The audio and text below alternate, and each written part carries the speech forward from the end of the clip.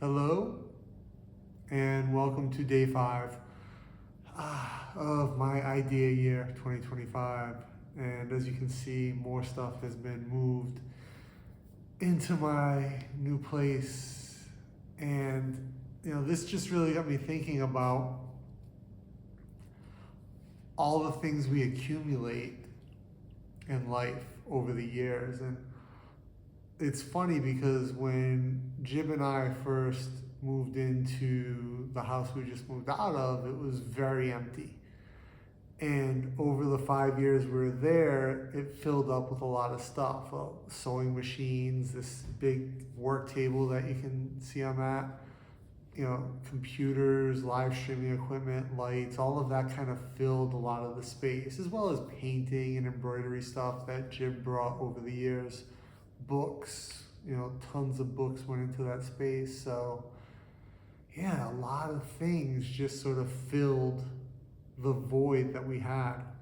And now we're kind of realizing that as we move into this new place, all the things that we accumulated that we didn't realize. And I was talking to my friend Kendrick, who just moved to Thailand himself from the US. And him and his wife lived together for 5 years before they moved here. And he was talking about the same thing, all the things that he had accumulated over that time. And it's funny because, like I talked about yesterday, the memories that we built at that place that we made, a lot of those memories are attached to these things in some way or are related to these things in some way. So there's a sentimental attachment, so to speak, and it's tough to get rid of some of the things, but then you look at it and you're like, well, do I have any use for it now? And a lot of the things, obviously the sewing machines and stuff like that, there's use. We still prototype products occasionally, and we have plans to make stuff. So we'll keep some of these, not all of them, but there are things that we want to let go of. And letting go is hard. Just like I talked about yesterday, moving on is hard. Letting go, especially of a physical thing that you've owned for a while, that you spent money on, right? You can feel a certain way about getting rid of it. And there's a lot of stuff that I look at and I'm like, oh, I don't want to get rid of this, or should I get rid of this? And the flip side of that coin, there are other things I'll look at and I'm like, this is gonna go. Just get rid of it. Time to go. It's no good. So, there'll be a lot of that over the next couple of days, sort of shedding of things that I accumulated. And it's funny because when I was talking to Kendrick, he was saying that he basically had to get rid of so much stuff because, he was moving to the other side of the world. One of the things that he hung on to was his wok that he's had for almost 20 years, that he's seasoned and used, and it has sentimental value, but it's also practical.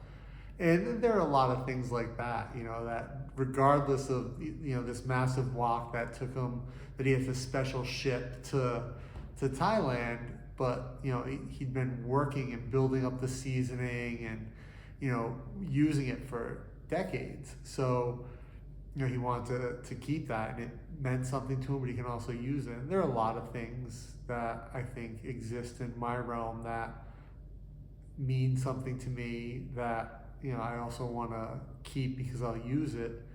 And there are things that maybe aren't the best for what they do, but I hang on to them. One thing in particular that I think about is the camera that Jim and I use to live stream. It's not the greatest camera. And for a webcam, for a live streaming camera, it's pretty fantastic. It was one of my old cinema cameras. But that camera is representative of a time where making movies for me was sort of taking off in a different direction. And it was a time that Jib and I were both sort of going through transition with our creative lives. And to me, that camera sort of reminds me of that.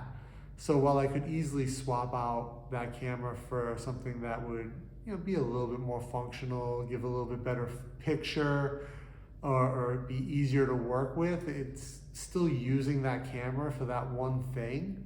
It works good for it, but also it's like it kind of keeps me in touch with that time and that moment and that memory. So yeah, hang on to it.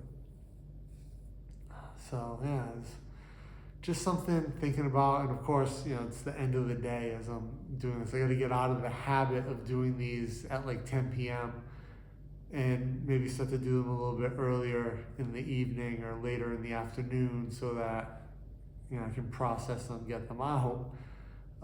That's all part of the routine that I think I talked about on day 3, figuring out routine and getting there. But thank you again for joining me. Let me know in the comments something that you kind of hold on to, that you find function but also sentimental value in, and how do you decide what stays and what goes? I'd love to know. See you tomorrow.